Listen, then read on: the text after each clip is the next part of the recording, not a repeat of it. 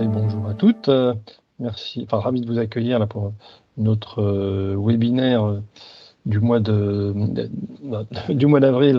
consacré à un dispositif important pour les entreprises françaises à l'export, c'est-à-dire le volontariat international en entreprise, sur le thème donc quelle utilisation par les PME et ETI et grands groupes et quels impacts sur leur performance à l'export. Nous sommes ravis d'accueillir Karine Guidardoni qui enseigne à l'université d'Aix-Marseille. Ça fait déjà peut-être un peu plus d'un an avec Karine qu'on avait commencé à échanger sur le fait qu'elle avait fait cette étude et sur la perspective de présenter ce travail.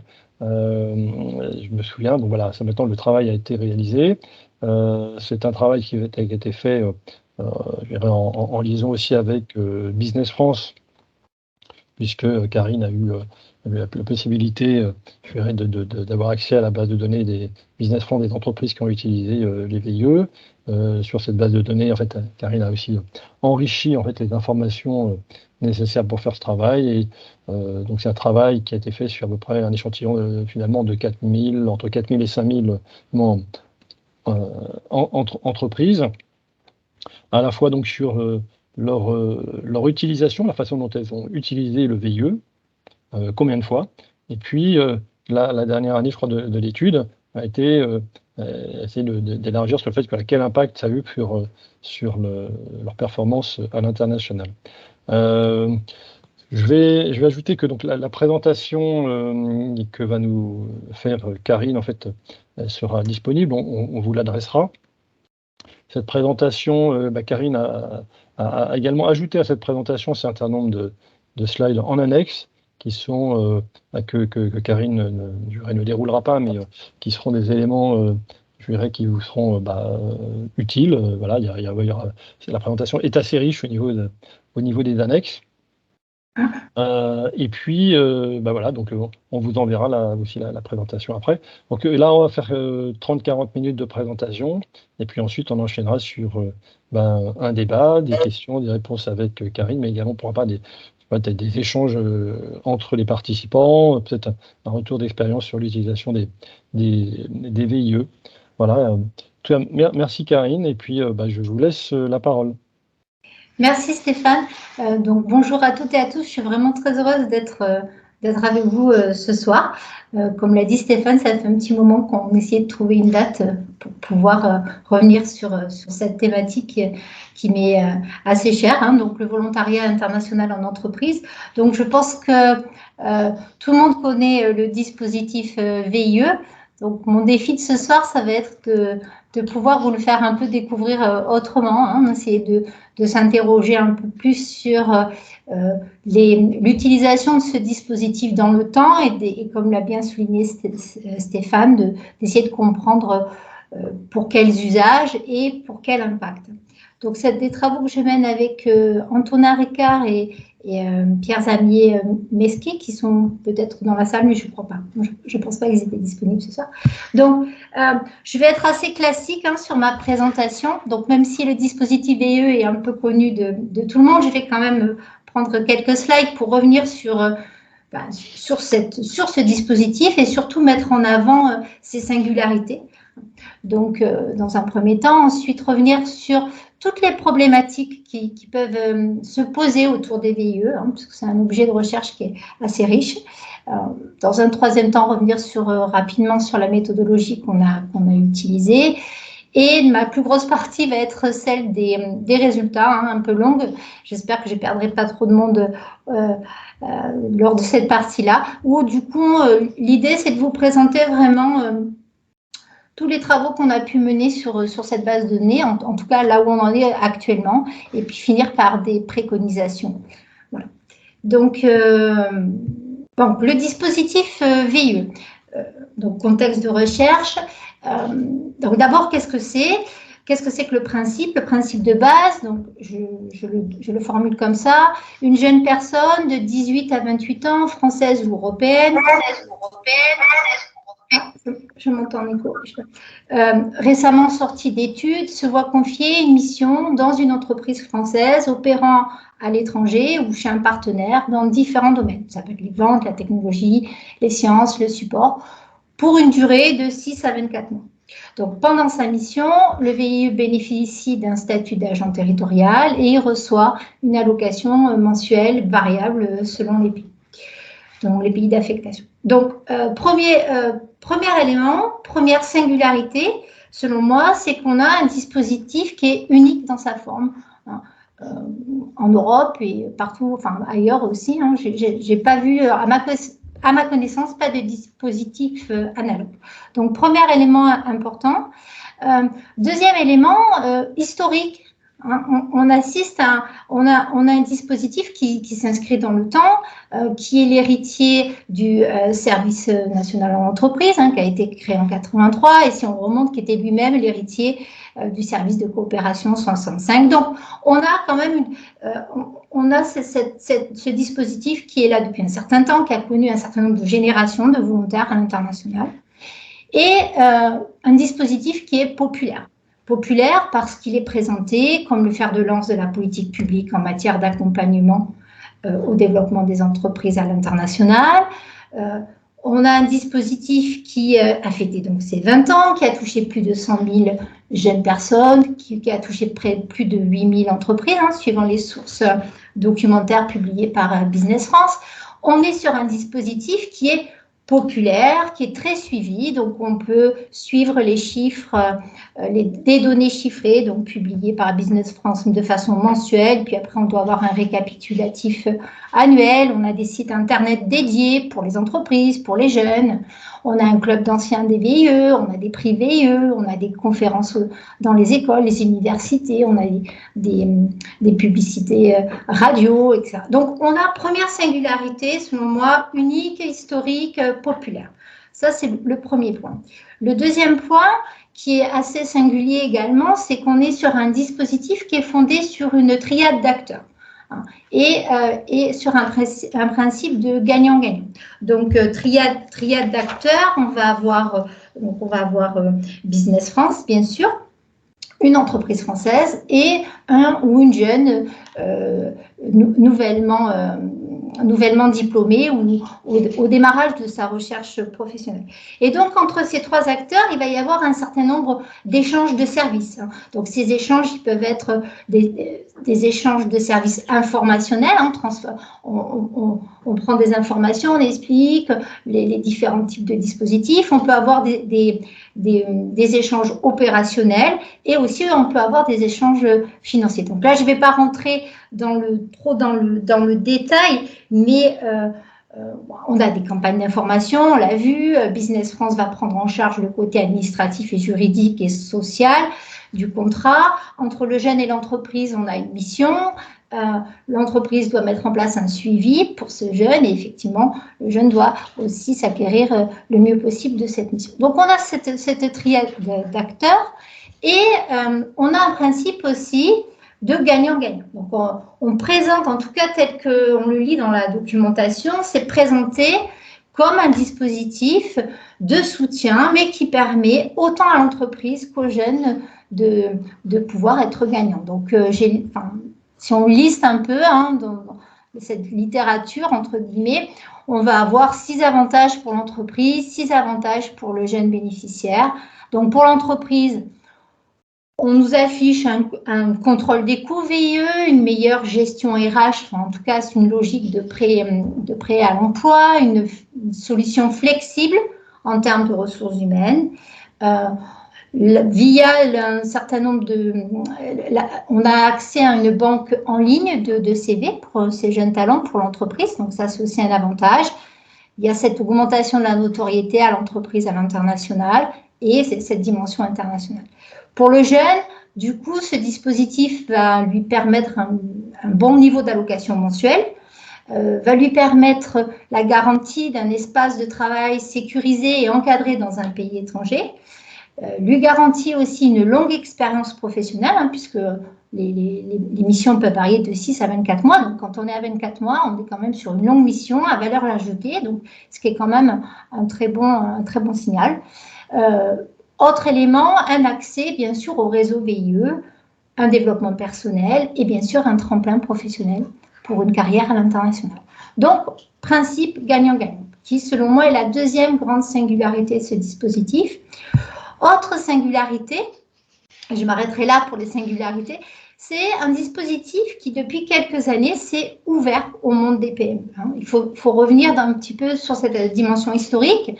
Le VIE, de par son ancrage historique, était quand même beaucoup plus tourné vers les grandes entreprises qui avaient elles-mêmes des filiales et qui envoyaient ces jeunes dans leurs filiales. Là, depuis un certain nombre d'années, on a eu cet effort pour répondre aux besoins des PME et bien sûr, les PME ne sont pas spécialement dans le même cas. Certaines peuvent avoir des filiales, d'autres non. Donc, on a un dispositif qui a évolué pour répondre à ces besoins spécifiques. Donc, premier élément d'évolution, c'est comment on peut résoudre la question de la structure d'accueil dans le pays de mission quand la PME n'a pas de filiale. Donc, il peut y avoir un portage géographique, notamment par les CCIL internationales. Il peut aussi y avoir un portage stratégique quand il n'y a pas vraiment de référent local, puisque le principe aussi, c'est que l'entreprise doit fournir au moins 2 référents, un local et un dans le pays de la mission. Donc, il peut y avoir le relais des conseillers du commerce extérieur de France, les CCEF, pour encadrer sur place le jeune. Donc ça, c'est un premier élément. Deuxième élément, donc pour mieux répondre aux besoins des PME, la question financière aussi. Donc, les PME peuvent bénéficier de réductions, mais surtout de subventions régionales, d'incitations nationales autour du chèque de relance VIE, qui du coup est élargi jusqu'à 10 000 euros si j'ai des bonnes sources. Et effectivement, cette possibilité également d'intégrer les coûts des VIE, soit dans l'assurance prospection BPI France ou dans le prêt croissance internationale. Donc ça aussi, on est sur des éléments qui peuvent permettre l'accès aux PME à ce type de dispositif. Et dernier élément aussi, cette possibilité de se regrouper, de créer un groupage pour pouvoir supporter un VIE partagé. Donc on emploie le terme VIE partagé ou VIE à temps partagé, qui est géré par l'IMED, en PACA, l'ingénierie méditerranéenne pour l'économie et le développement. Donc voilà, donc ça c'était pour moi la troisième singularité d'un dispositif qui a été capable d'évoluer pour répondre aux besoins des PME. Donc si on revient maintenant sur les questions, les problématiques autour des VIE. Donc là, vous avez bien compris que j'aime beaucoup ce dispositif, mais je trouve que c'est un dispositif qui est extrêmement riche, donc qui peut répondre à différents enjeux. Donc, on parle de l'aide au développement international des entreprises françaises, mais on pourrait très bien aussi s'interroger, si on avait une approche un peu plus sociologue du travail, par exemple, sur l'insertion professionnelle des jeunes diplômés, avec l'accès facilité au marché du travail, avec différences de genre. On pourrait s'interroger sur la mobilité internationale des jeunes talents. Donc, dans la littérature, on va plutôt parler d'élite et de diaspora, mais sans la connotation négative du mot élite. Et évidemment, on pourrait aussi s'interroger sur l'évolution des politiques régionales pour aider l'internationalisation des entreprises. Donc vraiment, le VIE peut nous permettre de nous interroger sur différentes questions. Alors ici, et les travaux qu'on a menés, on est resté sur la première interrogation, qui est celle de l'aide au développement international des entreprises françaises. Et le dispositif VIE rentre finalement en support, ou peut-être renvoie à un concept qui peut-être vous avez déjà entendu parler ou pas, qui s'appelle Export Promotion Programme, EPP, qui est donc cette idée, on va le voir, d'ensemble de services. Je vais le définir. Donc, je crois qu'il y a un prochain séminaire aussi, webinaire sur ce thème. Donc, qu'est-ce que c'est que les Export Promotion Programmes? C'est finalement l'ensemble des services créés et offerts, soit par des initiatives publiques ou privées, aux entreprises, dans le but de les aider à surmonter un certain nombre d'obstacles qui peuvent être liés à leur internationalisation. Donc en fait, on a une littérature très abondante sur cette thématique-là, avec une approche, on va le voir un peu mieux. Donc, on va s'interroger sur un certain nombre de services. Qu'est-ce qu'on va apporter aux entreprises? Quel type d'aide on va apporter aux entreprises? Est-ce qu'on reste sur une aide simplement informationnelle? On apporte des informations sur tel type de marché, tel type de procédure. Est-ce qu'on va un peu plus loin? Est-ce qu'on va apporter une aide plus opérationnelle, un soutien plus opérationnel? Est-ce qu'on va apporter une aide plus financière ou est-ce qu'on va être plutôt dans une approche complémentaire? Donc, on peut, voilà, un certain nombre de littératures, je ne vais pas trop rester là-dessus, mais on peut aussi s'interroger sur le type de connaissances. Qu'est-ce que ces programmes apportent? Est-ce que c'est une connaissance objective? Est-ce que c'est une connaissance plus basée sur les expériences, sur le retour d'expérience? Donc, une littérature très variée et très riche, avec des débats actuels qui restent pour certains non résolus, notamment la controverse autour du lien direct qu'il peut y avoir ou pas entre l'utilisation de programmes d'aide et la performance à l'export. Donc là, on a des débats et des résultats très controversés sur ces questions-là. Et bien sûr, il y a d'autres débats, il y a d'autres manques dans la littérature.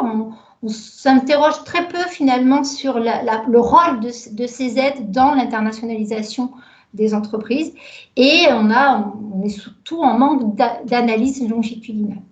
Donc, dans toutes ces questions-là que je viens de vous livrer, alors sur quelles questions ont été les nôtres? Donc, comme je vous disais, le dispositif VIE, à la fois unique, historique, populaire, mais finalement, quand on regarde, aucune recherche académique vraiment sur le sujet. Donc, du coup, pas d'analyse longitudinale. Donc, finalement, il est très difficile de comprendre l'usage du VIE dans le temps et d'en mesurer les effets. Alors, ça ne veut pas dire qu'il n'y a pas d'études sur les EPP, les Export Promotion Programmes, mais souvent, la clé d'entrée, c'est l'entreprise, c'est l'unité d'analyse. Or, l'entreprise, on le sait, elle peut bénéficier en même temps de différents types de dispositifs. Et comme elle l'utilise en même temps, c'est parfois très compliqué d'un point de vue statistique d'arriver à les isoler et surtout d'isoler les effets. Donc, Business France met en place aussi un certain nombre d'évaluations sur les VIE, mais là aussi, ils sont pris dans des échantillons un peu plus, dans des enquêtes d'impact beaucoup plus larges et toujours pareil, sur la question de cibler sur les VIE lui-même est difficile, sachant qu'on est aussi sur des enquêtes par mode déclaratif. Donc, on n'est pas sur une fiabilité statistique. Donc, nos questions, on va dire, c'était vraiment ça. C'était essayer de comprendre comment les entreprises utilisent le dispositif dans le temps. Est-ce qu'on assiste à un dispositif, à un usage qui peut être différencié suivant les types d'entreprises? Et est-ce qu'il y a des effets sur le comportement, notamment des PME, c'est-à-dire en termes de rythme, est-ce qu'elles vont plus rapidement à l'international, en termes d'étendue géographique et en termes de croissance?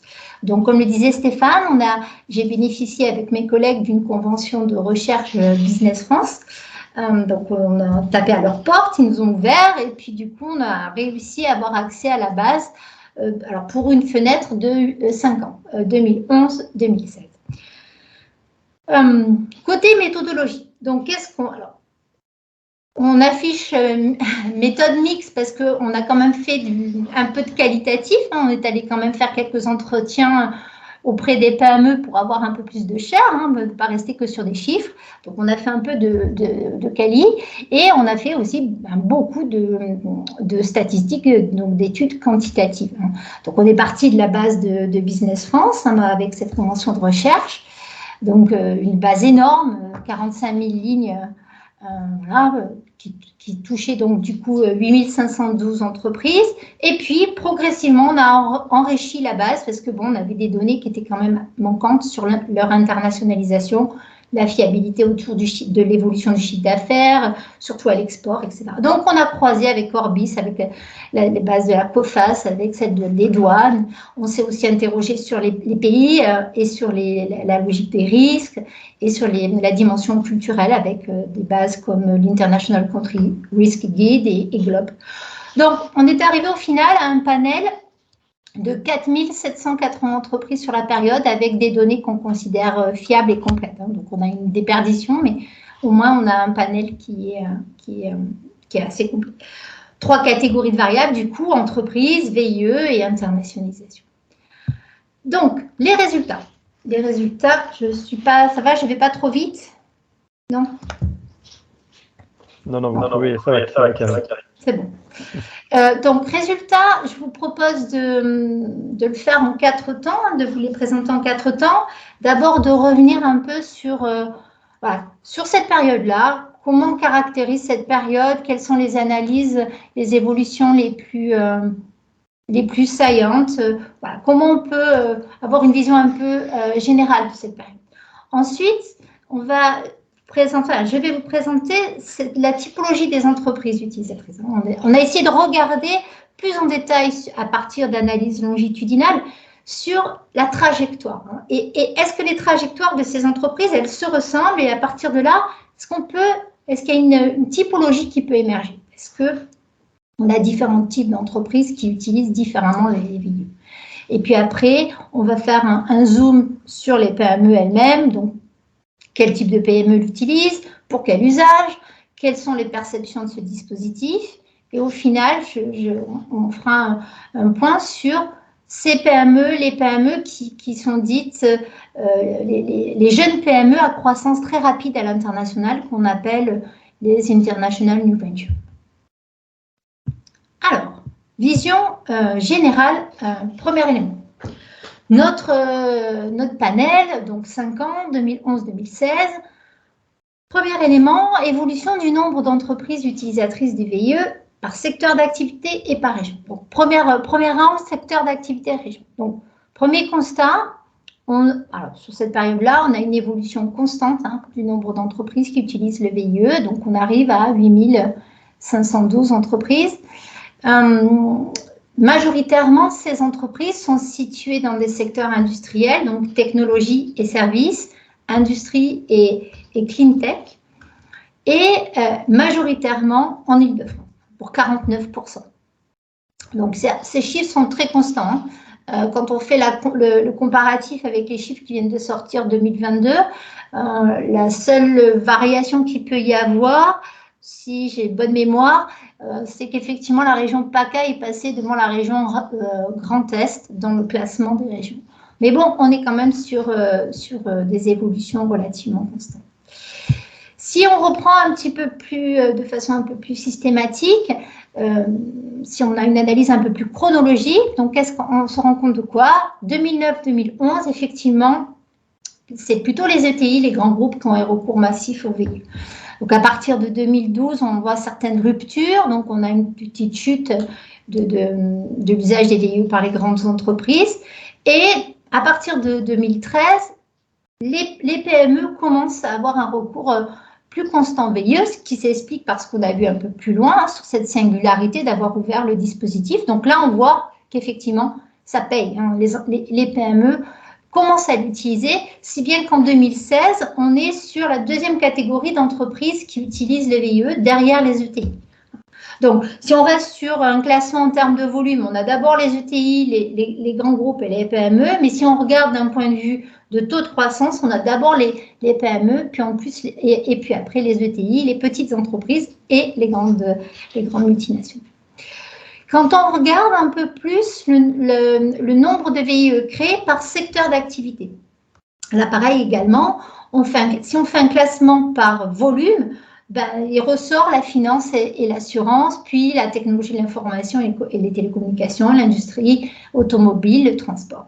Mais quand on essaie de réfléchir sur les taux de croissance, on regarde qu'on a la santé qui apparaît, qui a connu la plus forte croissance sur cette période, puis après les technologies de l'information et les télécommunications.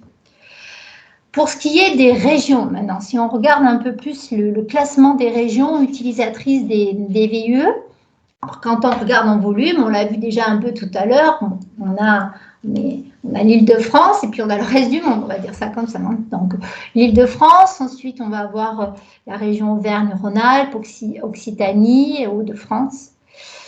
Alors, sur la question des régions, l'évolution, elle est très lente, ce qui explique qu'aujourd'hui encore, quand on compare avec les chiffres 2022, on n'a pas on est quand même sur une constance. Pourquoi? Parce que ces évolutions sont lentes, parce qu'elles dépendent du tissu économique, de la dynamique économique, des politiques publiques incitatives, et tout ça, tous ces éléments sont relativement diversifiés. Donc, on peut avoir des régions qui sont en croissance constante, on peut avoir des régions qui, du coup, ont subi d'importantes ruptures, hein, comme l'Occitanie ou la Bourgogne, et d'autres régions qui sont...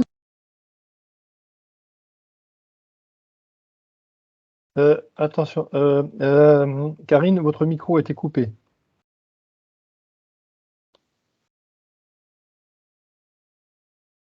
Karine, votre micro est coupé.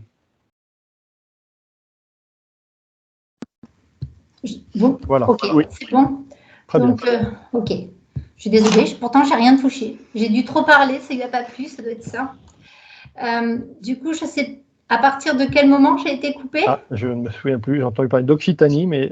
D'accord. Voilà, donc, je disais qu'on avait la rupture de l'Occitanie. Voilà, on avait des régions qui étaient, du coup, qui ont connu aussi des ruptures, qui s'expliquent aussi avec les évolutions des politiques régionales, etc. On est bon. Donc, maintenant, si on revient un peu plus sur les typologies, en fait. Donc, ce que je vous ai expliqué tout à l'heure, donc deuxième grand résultat, donc, une fois qu'on a fait cette vision générale, hein, avec effectivement ces découpages et sectoriels et régional, quand on regarde un peu ces typologies, donc d'essayer de comprendre les trajectoires hein, d'usage des entreprises autour du VIE, on se rend compte que on a plus de 72% des entreprises qui utilisent le VIE qui l'ont utilisé qu'une seule fois sur cette fenêtre de temps de 5 ans. Alors, soit en début, donc ça veut dire que ces entreprises, elles sont totalement sorties du dispositif, soit au milieu, ou soit à la sortie, donc ces entreprises sont toujours en train de l'utiliser, donc sont plutôt des nouveaux convaincus. Donc, ça, c'est le premier élément. 72% des entreprises l'utilisent qu'une seule fois sur 5 ans. On en a 23 qui l'utilisent 2 fois et on a 4,14% des entreprises qui vont l'utiliser plus de 4 fois. Donc, si on regarde un peu mieux, si on essaye d'aller voir un peu plus loin, c'est-à-dire qu'est-ce qui caractérise ces entreprises? Donc, celles qui sont plutôt dans un usage unique sur la période, donc ça va être majoritairement des PME, avec quelques ETI, mais majoritairement des PME, dans un secteur, donc, industrie, clean tech, hein, et on va être dans les départements, donc Paris, on va être Hauts-de-Seine, on va être Rhône, Nord. Donc, on va être plutôt sur ces départements clés hein, qui apparaissent sur le classement. Et dans des pays cibles, alors on a la Chine en premier dans ce cas-là, l'Allemagne, après les États-Unis et le Royaume-Uni, et ensuite on va voir la Belgique. Donc, ça, voilà les grandes caractéristiques de ces premières entreprises qui n'utiliseraient qu'une fois ce dispositif. Quand on rentre dans les caractéristiques des entreprises qu'on pourrait appeler les convaincus, hein, celles qui l'utilisent au moins 2 fois, 2 reprises sur 5 ans, ou les accros pour celles qui l'utiliseraient plus de 4 fois sur cette disposition sur 5 ans. Donc, pour les convaincus, là aussi, on est sur des PME, TI. Alors là, le secteur majoritaire, c'est plutôt technologie-service, hein, carrément premier. Et puis, effectivement, les départements restent un peu les mêmes, sauf que là, on a les Hauts-de-Seine qui ont pris, voilà, qui sont passés premiers au classement, suivi de Paris, et puis ensuite de la région Nord. Et sur les pays cibles, on voit aussi des modifications. On a d'abord les États-Unis, puis après on reste sur la sphère européenne avec l'Allemagne et la Belgique. Pour ce qui est des appros, hein, donc là derrière nos 4%, on a essentiellement des grandes entreprises qui sont situées dans l'industrie et le clean tech. Et là aussi, donc on est toujours sur les mêmes départements, hein, sur le Hauts-de-Seine et sur Paris. Et là, on voit la Chine apparaître en première cible, suivie du Royaume-Uni et de l'Allemagne. Donc voilà pour nos grandes typologies. Donc 3 grandes populations en fait d'entreprises. Celles qui l'utilisent qu'une fois, qui sont majoritaires, celles qui l'utilisent au moins 2 fois et celles qui l'utilisent vraiment au-delà de 4 fois. Alors maintenant, si on rentre un peu plus dans le cas des PME, voilà. Quel type de PME utilise? Est-ce qu'on peut avoir une idée des missions, des types de missions pour les VIE et dans quel pays?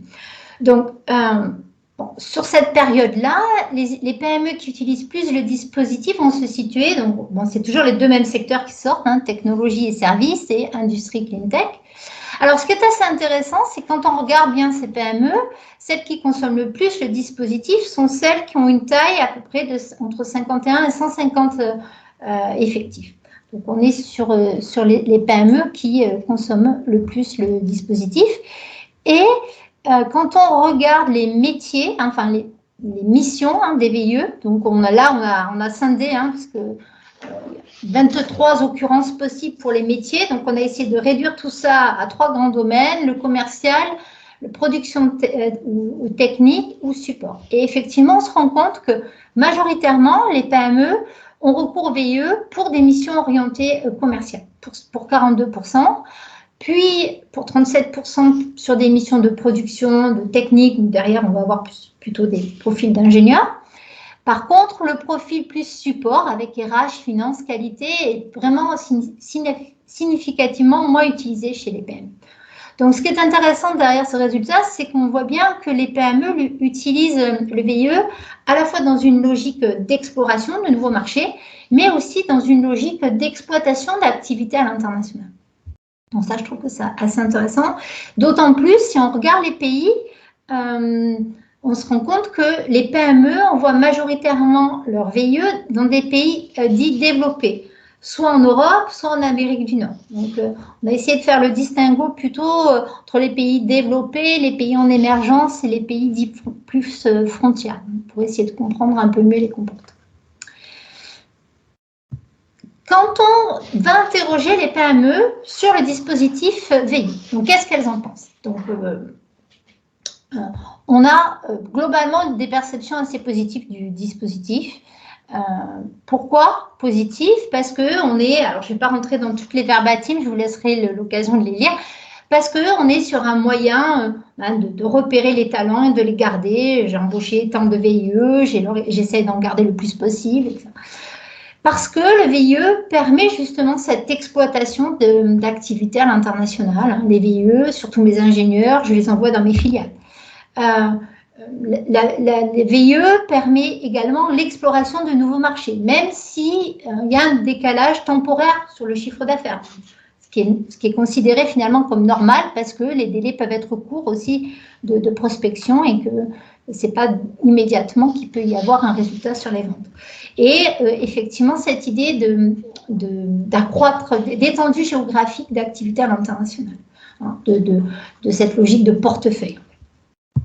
Avec des points quand même de critique, puisque on va trouver dans les entretiens une remise en cause de certains services qui peuvent être dits coûteux financièrement, ou coûteux en termes de temps, ou considérés comme moins utiles, etc. Donc, c'est différents éléments. Bien sûr, le manque d'expérience des jeunes et le risque d'échec qui est souligné par les entreprises, puisqu'on est sur des jeunes inexpérimentés, pour qui ça peut être la première expérience professionnelle réelle. Donc, on a cet élément-là, et qui, dans certains cas, peut vraiment arriver à des problèmes,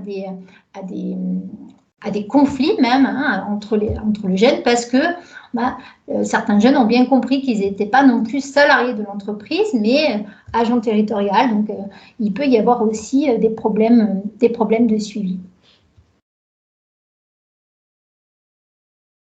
Dernier élément des résultats que je voulais vous présenter ce soir.